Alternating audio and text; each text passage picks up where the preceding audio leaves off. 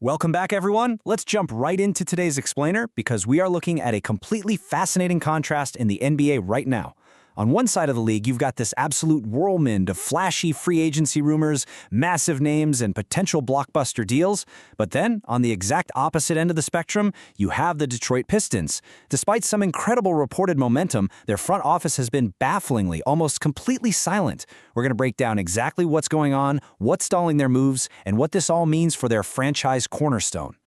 Here is how we're breaking it all down today. First, we'll hit the top off-season trade rumors, celebrate 5 years of Cade, and then really dig into Detroit's unusually quiet strategy. After that, we'll unpack the Jaylen Duren stalemate and wrap things up with their search for a second option. All right, let's get into part one, top off-season trade rumors. So, looking at Shams Charania's latest rapid-fire reports, Jonathan Kuminga immediately jumps out. He's an unrestricted free agent this time around, and man, there is a highly active pursuit underway from both the Lakers and the Cavaliers. And it makes total sense. Teams view him as a high-level, potential starting caliber guy who can instantly elevate a roster. But securing him? Yeah, it's not going to be simple. Any deal is likely going to require a sign-and-trade scenario. And based on the intel, that literally means both LA and Cleveland would have to get the Hawks to play ball and work with them to finalize the math. Moving over to a few other key players, we've got Benedict Mathurin. He is a 24-year-old restricted free agent, and the Bulls and Pelicans are heavily interested. The Clippers want to re-sign him too, but it's crazy how interconnected the league is. The Clippers are stuck in a holding pattern right now because of the ongoing Kawhi Leonard investigation. But honestly, the biggest domino here might be Klay Thompson. It really begs the question, why exactly is Klay Thompson leaving the Mavericks? Well, it essentially boils down to his contract. With just 1 year left on his deal, Dallas is basically forced to explore their options, whether that's a trade or a buyout, so they don't end up losing him for absolutely nothing. The Miami Heat have made him their #1 priority, but there's a whole line of suitors in the marketplace waiting to see how Dallas handles this impending departure. Moving right along to part 2, 5 years of Cade. Can you believe it's already the 5-year anniversary of the 2021 NBA draft? That was the draft pushed back because of the whole bubble season ripple effect. When Detroit took Cade Cunningham #1 overall, he immediately declared he was all the way in. And honestly, he has delivered spectacularly. Just think about this run.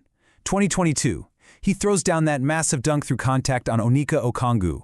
2023, he heads Kobe White with a nasty snatchback dribble for separation and shows incredible two-way ability by meeting Jalen Suggs right at the rim for a fast break block.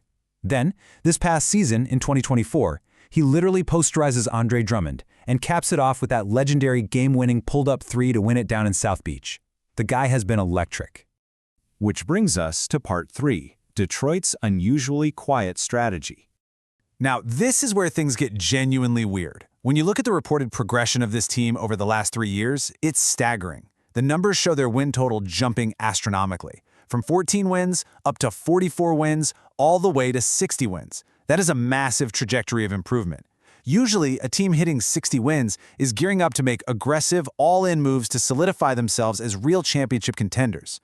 So with all that reported winning and momentum, why on earth is Detroit's offseason completely silent? I mean, they stayed quiet at the trade deadline, and they are staying quiet right now in an Eastern Conference that has only gotten tougher. The truth is, it's not entirely for a lack of trying. The front office's initial strategy was to bank heavily on internal improvement, seeing how guys like Jaylen Duren, Ausar Thompson, and Ron Holland would gel.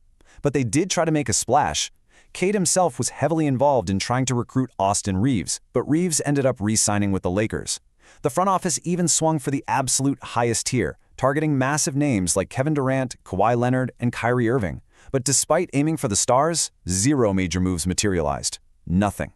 And when you look at the actual transactions they did make, the net result is pretty tough to swallow. They lost key pieces. Tobias Harris, who was absolutely crucial for them and arguably their most reliable second option in the postseason, is out. They also traded away Beef Stew. And what did they bring in? John Collins, and essentially, a reliance on more internal growth.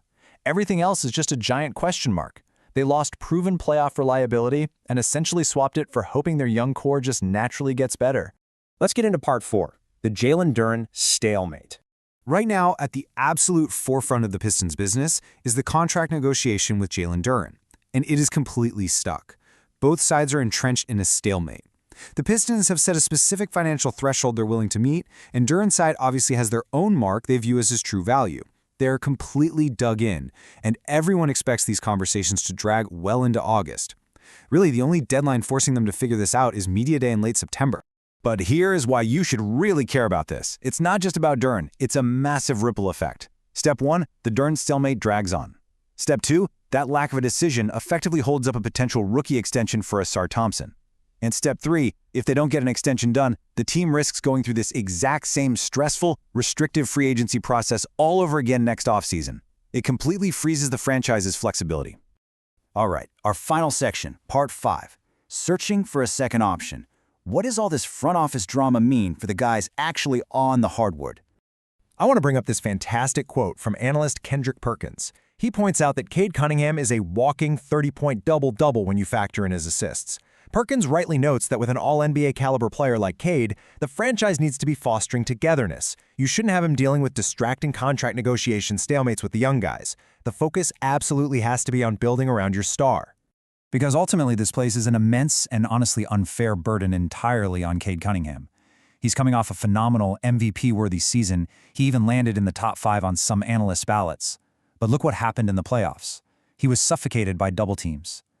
Because he lacks a true partner, he gets isolated, and that directly results in high turnover games. As we mentioned, he lost his most reliable second option in Tobias Harris. And because the front office hasn't replaced him, analysts are projecting this current Detroit roster outside the top 6 in an Eastern Conference that is absolutely loaded right now. They're asking Cade to do everything by himself. But keep this number in the back of your mind, $15 million. The Pistons actually still hold 2 separate $15 million trade exceptions. So they do have some in-season flexibility to make moves if they finally decide to pull the trigger. The resources are literally sitting right there in their pocket, just waiting to be used. Which leaves us with this final burning question. With those 2 $15 million trade exceptions ready to go, will Detroit finally go out and get Cade Cunningham a true second option? Or, by remaining silent, are they just wasting a precious window of opportunity in an intensely competitive Eastern Conference? It is a massive gamble on internal growth, and the entire league is watching to see if it pays off. Thank you so much for joining me for this explainer. Keep an eye on those trade exceptions, and I'll catch you next time.